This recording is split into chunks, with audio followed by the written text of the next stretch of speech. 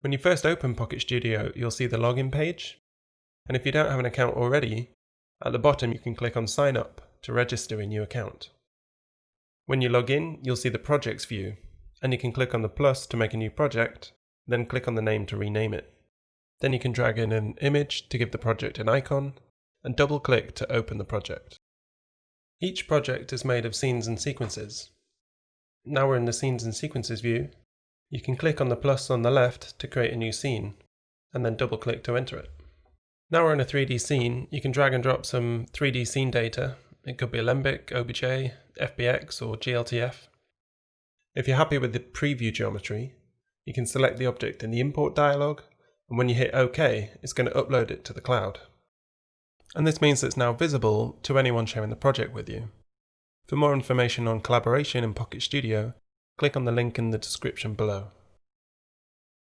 In order to build a sequence from this scene, we need to add some cameras. When you create a camera, it's going to take on the framing of your current perspective camera, so it can be very quick to drop in a whole set of cameras that can be tweaked and edited later. You can rename the cameras as you create them, so that when you come to edit the sequence, they're easily identified.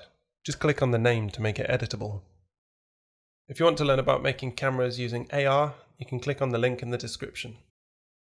Use the breadcrumbs at the top to go back a level to the Scene and Sequence editor, and repeat to make as many scenes as you need. On the right we have the Sequences area. Click on the plus to create a new sequence. In the Sequence editor we have the Media Library to the right and the timeline across the bottom. You can just drag and drop clips from the Media Library onto the timeline. And once you have a shot on the timeline, you can edit its beginning and end frame by dragging the left and right edges of the shot marker. You can see the frame numbers indicated to the left and right, and use these to create continuation of movement between the shots. Click on the shot on the timeline to bring up the camera selection dialog, and you can choose which camera you want to use from the scene. So it's very easy to build a sequence of shots without needing to render out loads of images in between. So now you have at least one sequence you can export to a movie file.